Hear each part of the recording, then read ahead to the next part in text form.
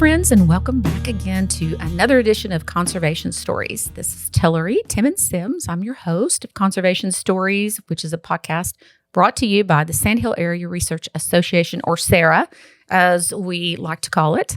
And I am excited to bring to you a guest that Lacey and I have met through the cotton industry, and her name is Liz Hershfield. Liz, we met you through a connection like J.Crew Madewell event and that kind of thing. And so they invested some money in the restoration of playas here, which is really cool. And I'm really glad you're here because lots of changes happening in agriculture right now, but in the United States, but not necessarily globally. I want to talk to you about all things, quote unquote, sustainable, or as you have down here under your signature line, greenish. Yes. So tell us a little bit about you, your background, and kind of what you do. Great. So glad to be here. Thanks for having me, Tillery.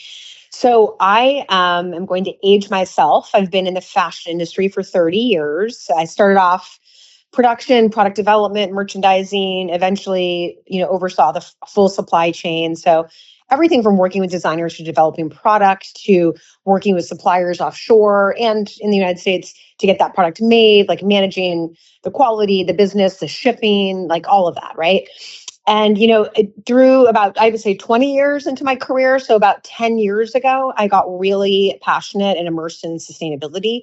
It was right around when the Paris Climate Accord was signed, and that was when the fashion industry really took a big step forward and said, we're going to do something about this. Like, we're the second most polluting industry outside of oil and gas. And I was really fortunate to be at a great company at the time. I'd worked for a startup for 10 years called Bonobos, and we were acquired by Walmart, and they had an amazing sustainability team. And so just really in the right place at the right time to kind of be diving in and become an expert.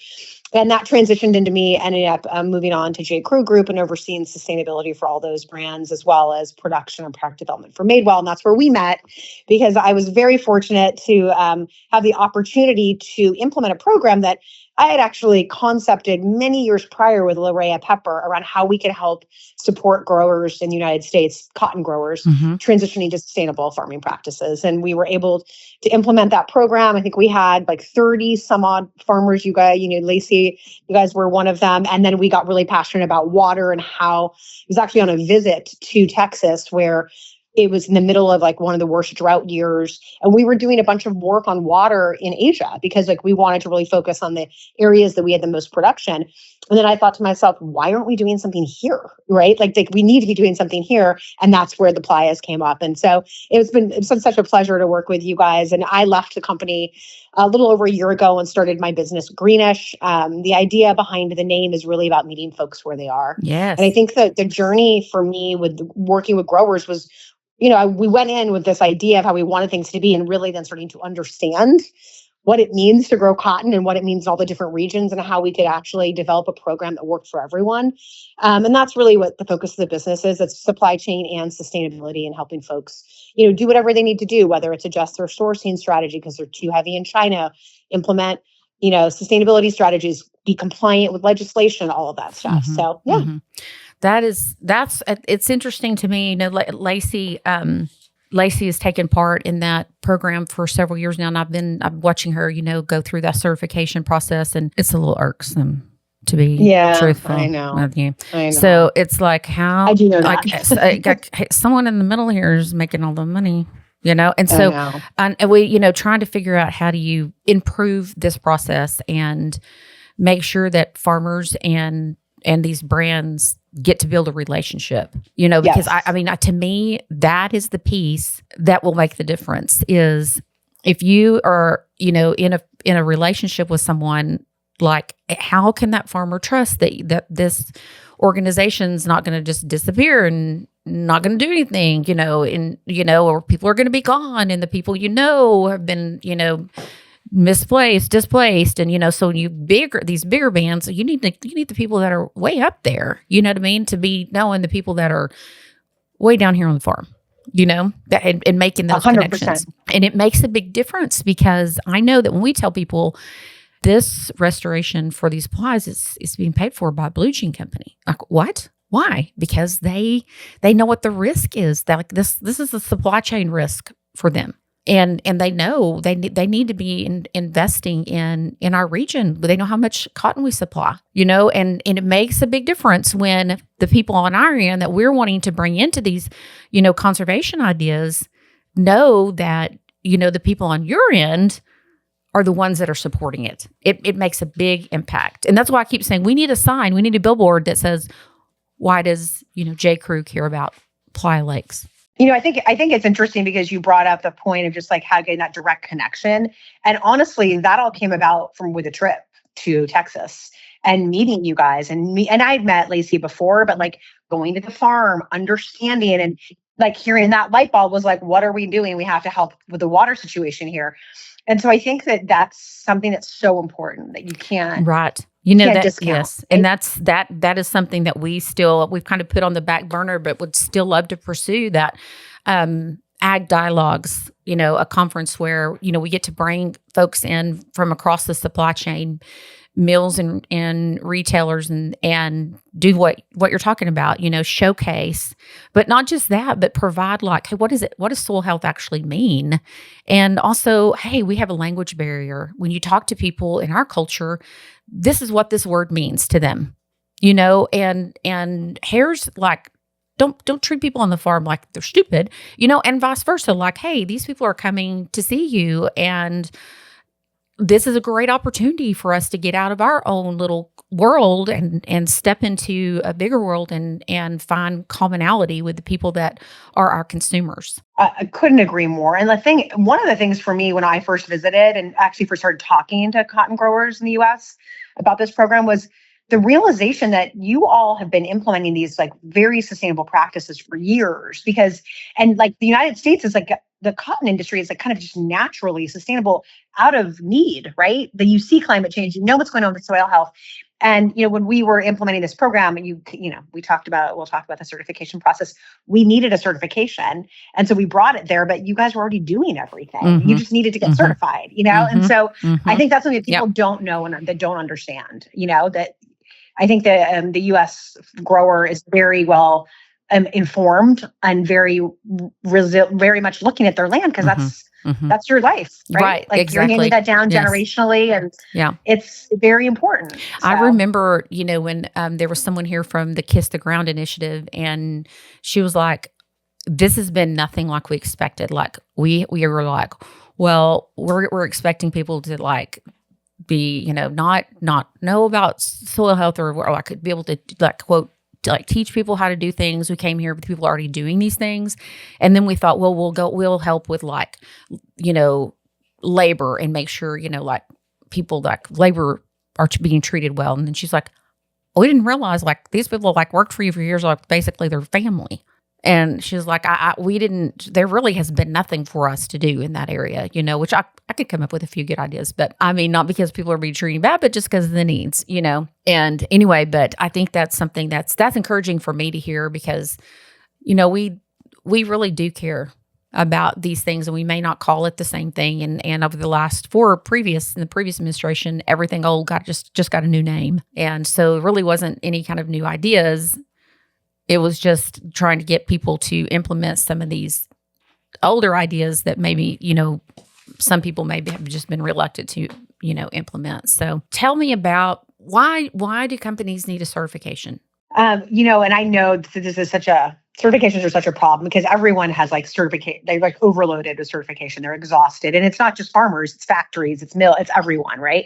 The reason why you need a certification is in order for brands to speak about anything to do with the product that might be sustainable or have a claim associated with it, it has to be certified by a third party. It cannot be you telling me you did this and me saying this is what it is.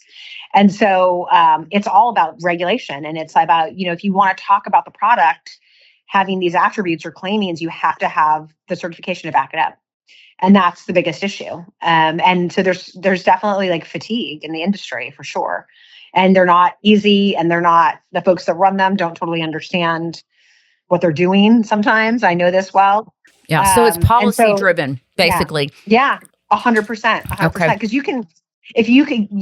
there is NGOs and folks all over the place that just like scour websites and look for things and then point out the thing that's wrong and then try to get the proof and then sue you if you don't have it.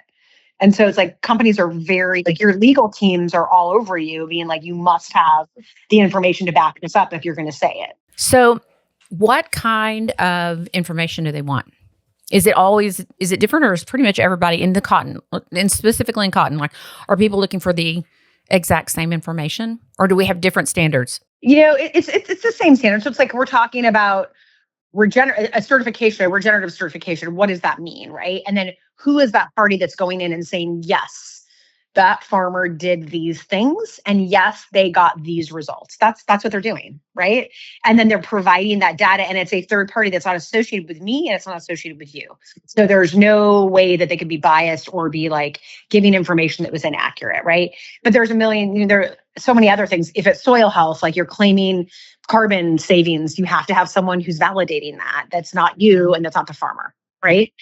And so that's what the requirements are. And it's really strict here in the US and really strict in Europe, like really strict. We just got back from spending a week with a project that's kind of, it's a new project. It's just gotten off the ground. And it is a NASA project where NASA is working directly with farmers to help them utilize the data that their taxes have already paid for. Oh. And super curious if that data is available and it's NASA data, it's not from an NGO, it's not from some other third party or anything. It's coming from the satellites, and there are ways that they can tell now the health of a crop. They can tell protein counts in some crops from space. Fascinating. Oh yeah, and they're like really close to being able to release like what is your soil moisture like at the root zone. So I mean that would be so huge. So they're like their new satellites aren't just getting to the ground; they're going under the ground, and they're moving from I think it's a 30 meter space and trying to go to a 10 meter space or something like that. It's like it's unbelievable what's happening, And so I'm curious, like, is there a potential for,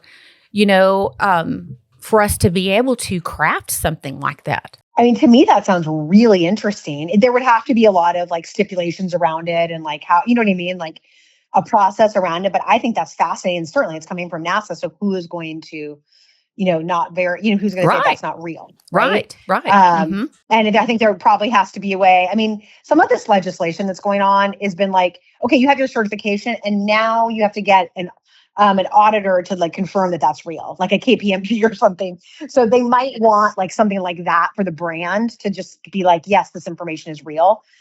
So no one could fake it or falsify it. Right. But I think that's fascinating. That could be really interesting. I think so too. And I think, I know that like finding a way to like consolidate, some of this certification so that you're, maybe you're not having to certify for 4 different kinds of certifications. And then that takes, because the farmer's paying for that, and then there's got to be a way to make it work better. And also doing all the work, right? And I think it's like the re-entry of the same information over and over again. I thought when I was going through this, I'm like, I think a brilliant idea would be like a software that basically just pulls all your data into one place and it spits it out into every single certifying body. So you only need to do it once. Like, I think I need someone to help me start that business. But no, I think 100% because it's a huge amount of pressure on the farmer, and that costs money. It costs money for the certification. It costs money and time to do the work. And I think if there's an alternative that could be demonstrated and proven and approved by like the government, the FTC, whatever that is, that it can be used, that would be wonderful. Right. Well, make it easier for everyone. Exactly. And, they can tell you like how much water you used because they can test like how much groundwater is being used. It's unbelievable what they can do and what they can verify. And so I'm like, if we can tell them, hey, these are the things that we need verified, could they be the verifier of these things? You know what I'm saying? Like, we need to know, can you look at aerial shots for, whatever days to look at like pesticides or, I mean, they can tell you like, they can predict like pest pressure. So, I mean, it really is the time to like start thinking about those things and how to utilize something that we already have, and maybe bring in another agency to say, this is how it's going to be verified. I think that's amazing. And if it's like something they can do and they want to provide that service, and they're able to do it. Yeah, I mean, it's like it sounds like they can kind of get almost any kind of information that you need.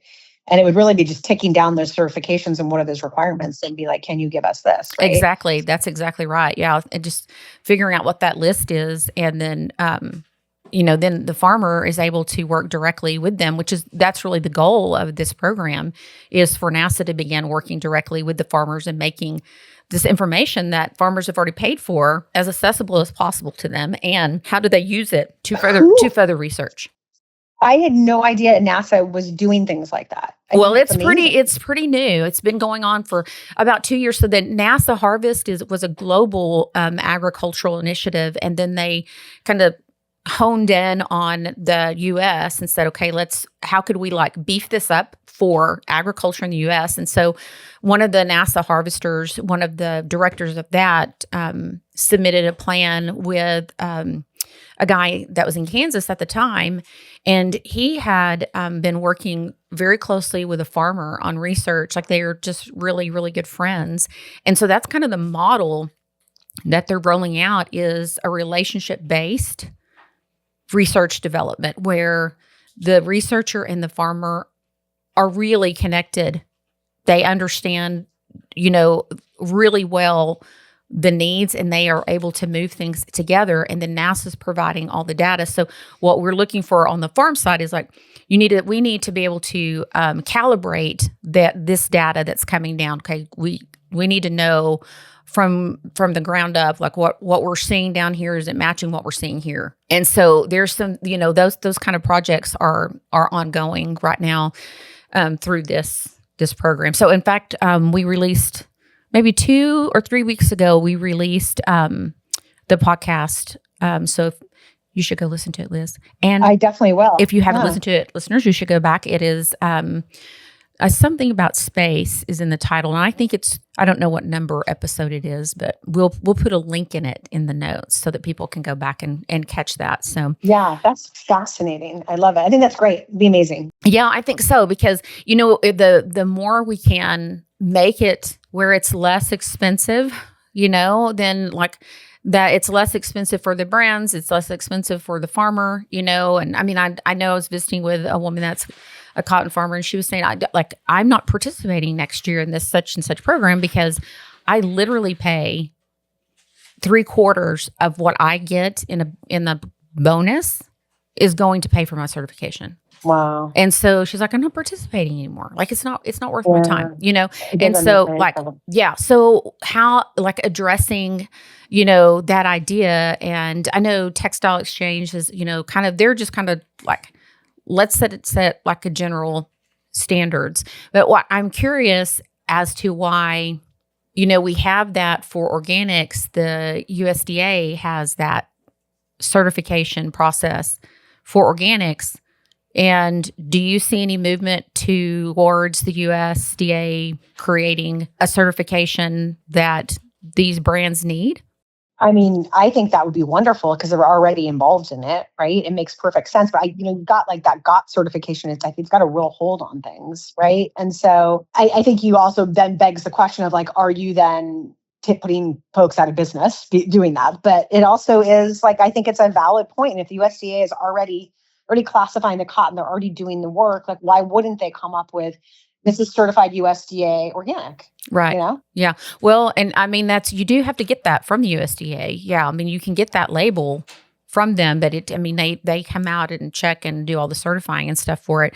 So can you go back? You referenced GOT certification. GOTS, yeah. So can you give us a little education on that?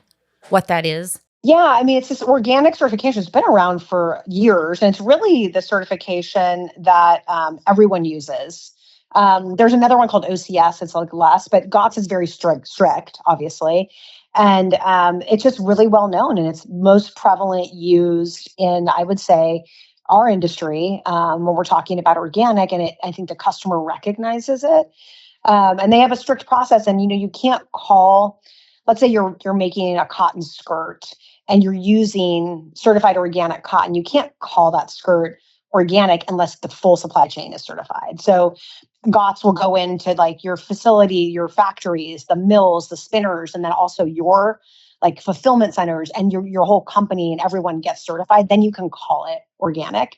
And if you don't do that and you just have the cotton, then you can just say it's made with, certified organic cotton, which is just fine also. So I think GOTS also has that piece of it where they do the whole supply chain. And a lot of these certifications do that also. Most of them do, because some people want to call the product the thing, and you can't do that without everything. Although I got to be telling you, I question that, because I'm like, who cares if they call the product organic? Like, the cotton's organic. Why can't you just say it's made with organic cotton? It doesn't change the process. Like when the spinner and the miller are certified, it's not like they're not using synthetic dyes. They are, and so it's not like it changes the processing at all, but just make sure that it's being segregated properly and all of that. So I don't know. Like, I question it sometimes, and I think it's not really necessary. But that to me would be the only maybe hold up, but GOTS is recognized. It's been around for years. I think the consumer recognizes it, and it's something that, obviously brands want to be able to say, and like that makes it valid when they have that certification. Well, right? And I mean, like, I will just tell you, I'm not, I guess, a savvy consumer, but like, I probably wouldn't have recognized it, until like just in the last year or so, been learning about these certifications, and so I've heard the term, to mean, and I've wondered, what does that mean, to mean? So, I don't know. I do wonder, be interesting to see like how many consumers do recognize that. Are consumers savvier than me? Because I am, right. not No, it's savvy. true. I mean, they just see it and they know. I think they do, but of course, I'm in the industry. GOTS is a nonprofit, by the way, and so most of these certification bodies are nonprofits. So they are privately held, but they're nonprofits. So that's very interesting, because I was having this conversation with someone, because that's part of one of the things that that prompted Lacey and I to start to rebrand her nonprofit and get going again, is because we're like, how do you just need a pass through? You just need a non-profit pass through, like here, But then when I've submitted that idea, I've had people say, no, it can't be that. It can't be a nonprofit. It has to be. And I think probably part of it is like, it can't be your nonprofit, because your nonprofit is a farmer nonprofit. It has to be a nonprofit that has, no stake in the game, Right. Exactly. And I think, I agree. Like, there's not like a benefit that they're right.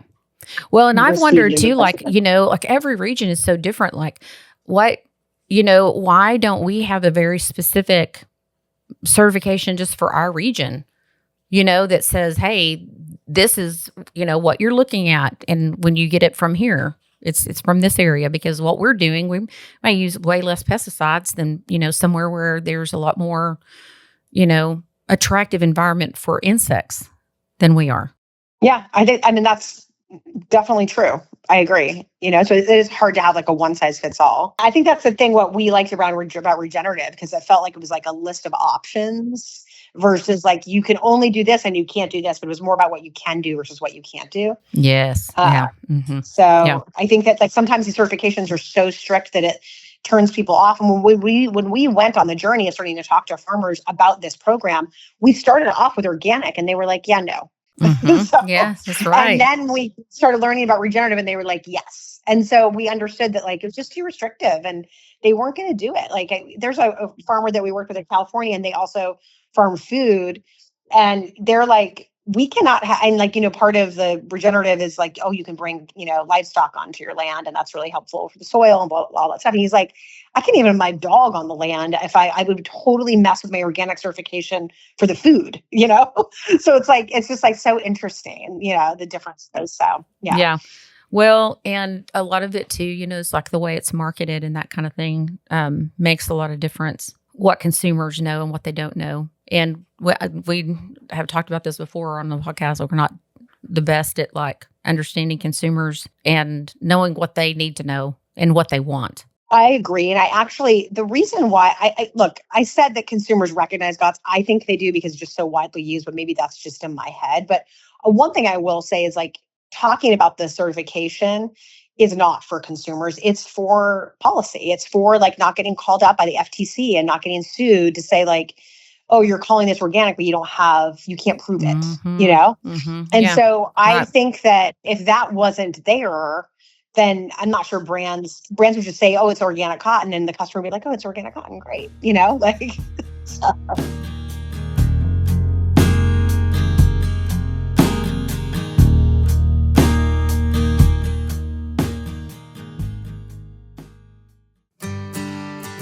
Today's episode is brought to you by Evan Stone with Clear Rock Farm and Ranch, part of the Clear Rock Realty Group in Lubbock, Texas. Evan understands West Texas land, agriculture, and what it takes to buy and sell farms and ranches in our unique region. If you're ready to make your next move, trust someone who knows the lay of the land. Visit Evan at clearrockrealty.com, serving Lubbock and the surrounding communities. Clear Rock Farms and Ranch, your partner on the plains. I mean, I know a couple of years ago, what year was that? There was a pretty big scandal in India. I know with fraudulent, and I think it's a big problem in India just in general, unfortunately. That's the thing, and so that's where like all these policies were instituted to stop like this greenwashing, but then you still have fraudulent things happening. So it's very difficult, right? It doesn't guarantee it. I think it's particularly a problem with organic in India for sure. Right. Yeah. Well, how are they addressing that? Because was that like a GOTS issue? It was, and it's interesting because they have independent like auditors go right to the different facilities and stuff, and so they ended up doing an investigation and saying that they had rectified it, but then it kind of happened again like a few years later. And so, I mean, I think that you have to be really careful in India. I mean, it's just that's just how it is. And it's hard to verify everything. There's so many farms, and they're really small, and it's really difficult to like validate it. And look, they're pieces of paper. Like you could give me a country of origin certificate and tell me this is real. And I don't know if sure, it says it, but so the NASA thing is then go back to NASA and close it all up. That's so fascinating because you could prove it, Yes, that's what I think so too. I think it's an idea to pursue for sure. Yeah. So what does your day-to-day look like for you? So let's just say you get a call from a brand like Tillery's Fashion House, and I want to, I don't even know what to tell you that I want. I'm like, you know what I'm saying? Like, I don't even know what it is, but I know that my investors are wanting something. So tell me why do brands care about it? Number one, why do they have these goals? Because I feel like most corporations aren't dealing with the heart. Like, I just have a good heart and I want to make sure. I mean, I do think there are some, but like for the most part, it's the bottom line. So something's pushing this button, pushing them to move this way. What's doing that? What's driving that desire for the need for that? Yeah, no, I think it's, look, I'm going to be a little bit jaded here because I've been in the industry for so long and been not in sustainability the whole time, right? And so when I got into sustainability, it was like this shiny new toy, right?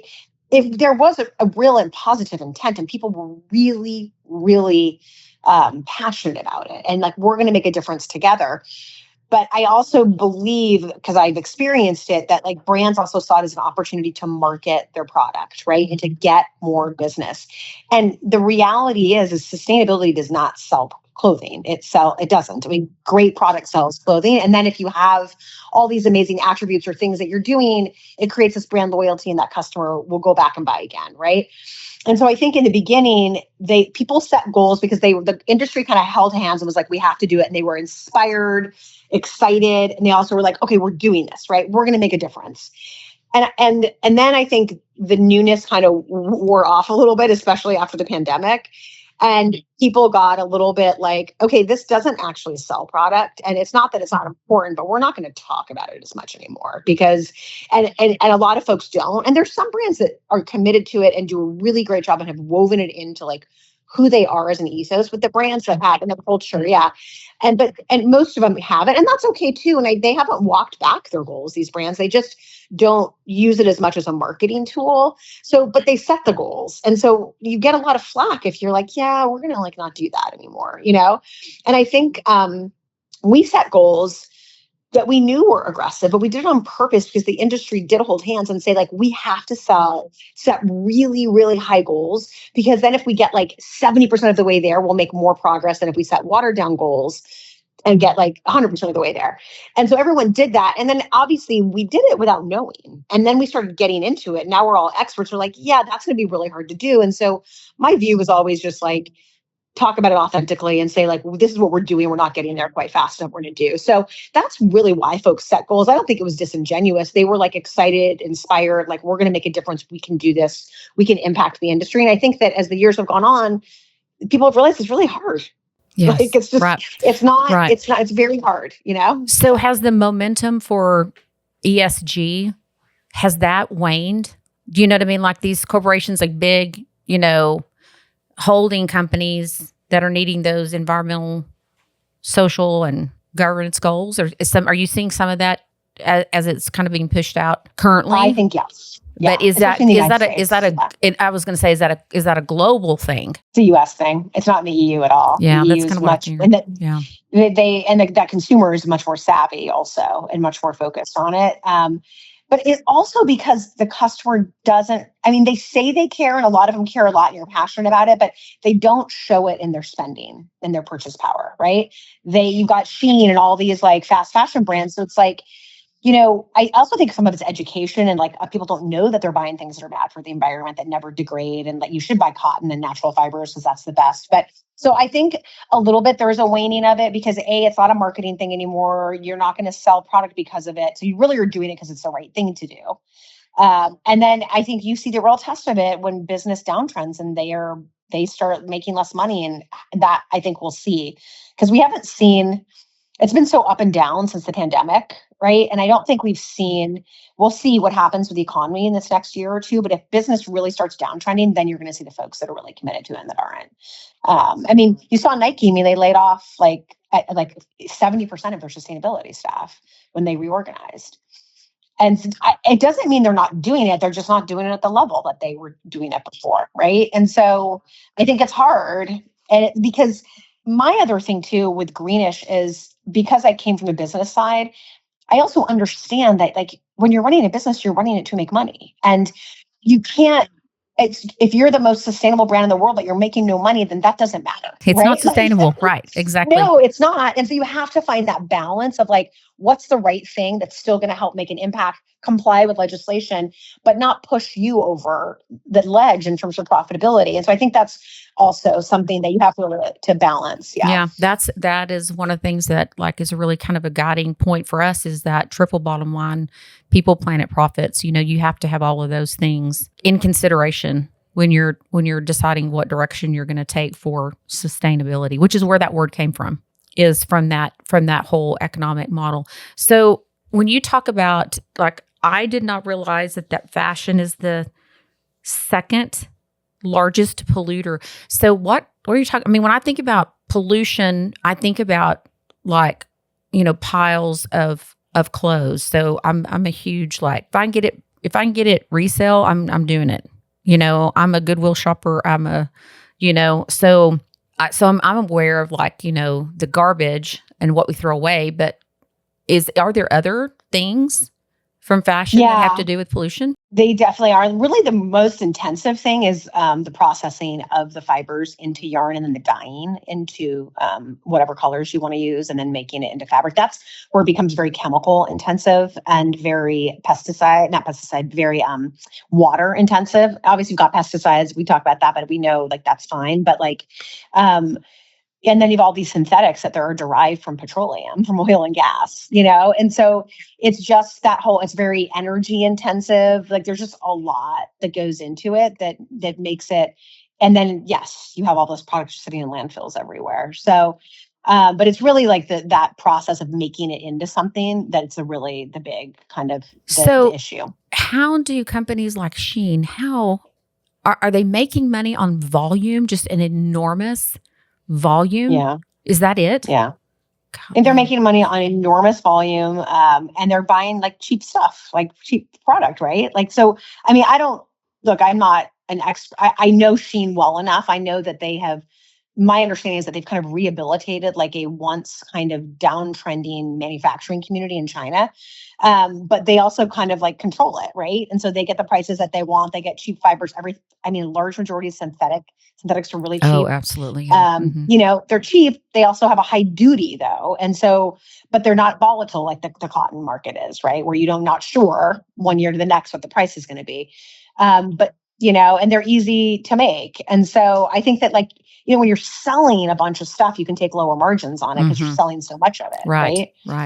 Yeah. So, So, and we're going to record here, but we're going to talk to Darren Abney about cotton and natural fiber and that kind of stuff. And so, and like, just because we live here, I'm not saying this, I just really have become more aware. Of course, when I'm with Lacey, I have to tell her, now I know it's not cotton, but I bought it resale. So I saved it from the landfill.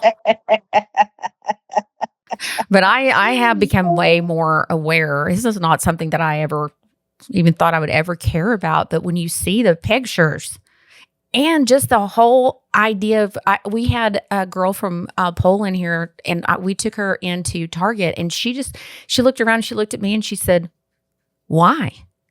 Like the dollar section. She's like, "Why?" And I said, "Because what will we fill all the boxes in our garages with if we don't buy all this stuff?"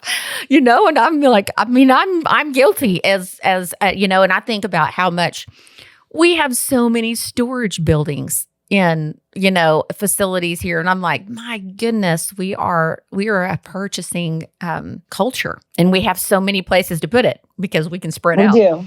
We like to consume things. We are overconsumption. We like to consume things. And I agree, on the natural fiber thing and cotton particularly, obviously it's become a huge passion of mine, but most people don't know what the clothes are made of that they're wearing. I have found that out. And I was co-host of the sustainability dinner in LA. And there was with this guy who's the sustainability influencer, but it wasn't a bunch of fashion brands. It was a bunch of random different people in the industry in different ways. And at the end of the dinner, he always asks everyone, "What's your one ask?" And I said, my one ask is to buy cotton, wear natural fibers. And this guy was like, "How do I even know? Where do I find that information?" I'm like, "It's in the product." He's like, "It is?" And I'm like, "Yeah, you just have to look at the label. It's like law." Yeah. So I think there's an education piece of it. Wow. Also. I always look. And even before, but I grew up on the cotton farm. Of course, I always look. Right. My goodness. That goes to this fact of ag does not understand the consumer. That is so far removed for me to think that someone would not know that they're required to put a label on it. Wow. Yeah, we don't know our consumer. Well, this has been super interesting, and I hope that it's been as helpful to people that are listening, because I know right now the industry is suffering, just like ag is suffering, is so terribly right now. And any extra way to be profitable is, what people are looking for. And if there's a way for us to put, those brands, not even just for the sustainability side, but just for assurance of a supply chain, you need that. I mean, you don't want to lose this 70% of U.S. cotton, right? No, you don't. And that to me is something that's really at risk between climate change, between the water situation, between just what's going on in the industry. And it's something that I don't think people really understand. And it's very important that we protect it. So I think so. And any way we can work together to make that happen. And maybe we can work together and pull off NAG dialogues. I would love that. Yes. So we would love to have you down again. So, that'd be great. Liz, thank you. Thanks so much, Tom. I really appreciate it. And friends, thanks for listening in to this episode of Conservation Stories. And I hope that you found this interesting. And I was definitely educated on lots of different things here that I vaguely knew about. But if you found it interesting and you like our podcast, would you please like and share it with your friends? That is very helpful to us. And we will be looking forward to another conversation on the next episode of Conservation Stories.